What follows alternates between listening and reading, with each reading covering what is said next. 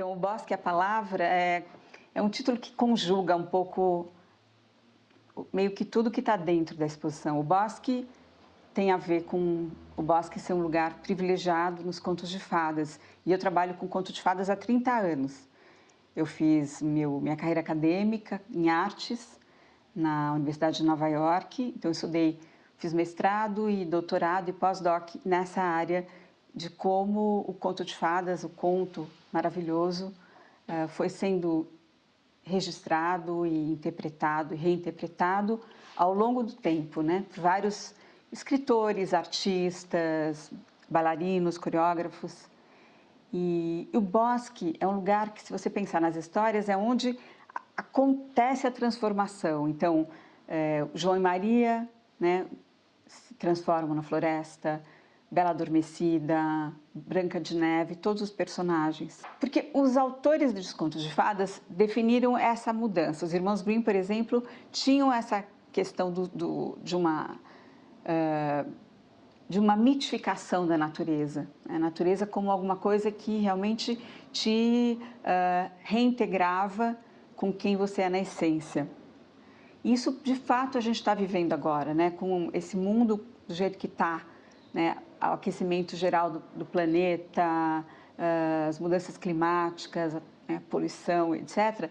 A natureza volta a ser, os bosques, as florestas, a serem aquele reservatório, aquele lugar e aquele tempo de cura, de resgate, de pensamento.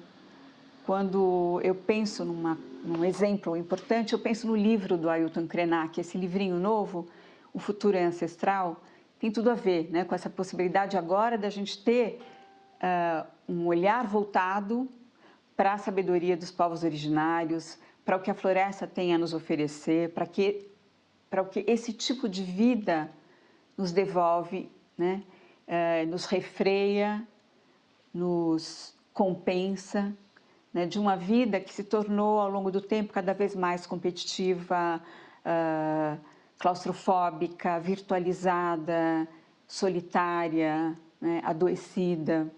Eu tenho uma pesquisa que começa a buscar, né, o início das manifestações artísticas, sejam elas os registros nas cavernas rupestres, Stonehenge, por exemplo, né, os totens feitos coletivamente, as histórias, o nascimento das narrativas, que se tornam narrativas maravilhosas, e depois com a literatura, os contos de fadas. Todas essas manifestações são criadas em grupos e para a comunidade e pela comunidade, né? E pela cura e pelo bem dessa comunidade. Pois eu comecei a usar esses medicamentos de forma muito intuitiva, eu não sabia, porque eu sabia que davam resultados bonitos, esteticamente interessantes. Então, a rifocina com aquele amarelão meio metálico, a violeta genciana, o azul de metileno, eles tinham uma beleza na hora de pintar e misturar com as tintas acrílicas ou tinta a óleo. Mas depois eu comecei a estudar psicanálise, 2 anos depois, mais ou menos 2017, que eu comecei a estudar. E aí eu fui vendo, né, que existia um desejo ali de cura, um desejo de trabalhar com temas na minha arte que pudessem ser curados ou trabalhados ou transformados, né? Transformação, acho que é um termo interessante. Então, fez um sentido, né? E aí eu hoje trabalho muito com isso.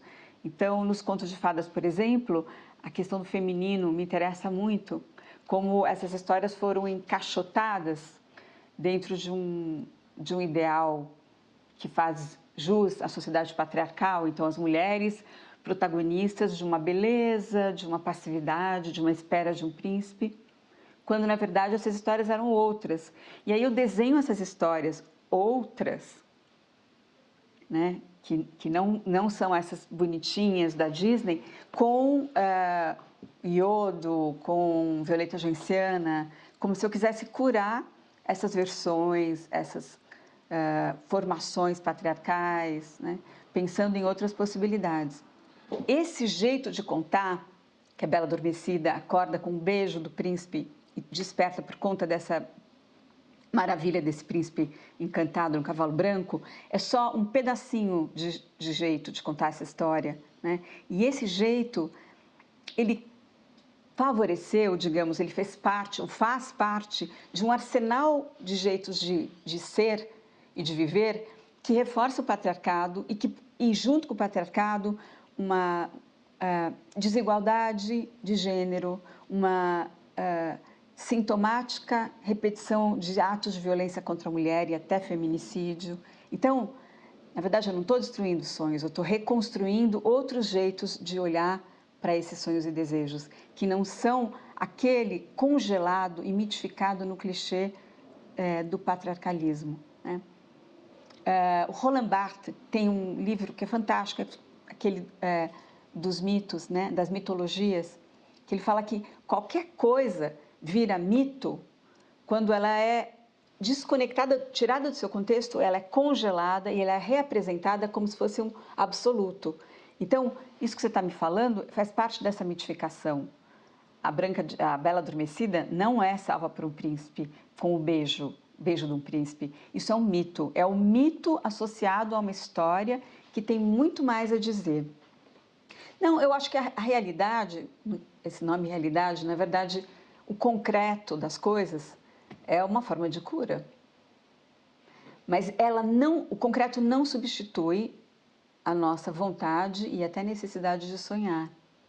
Parece dicotômico, parece contraditório, mas não é, é complementar no ser humano, né, que a gente possa ter um dispositivo onírico que está no sonho, que está no modo como o inconsciente extravasa e abre caminhos para nós. Mas temos que ter também o concreto a nosso favor.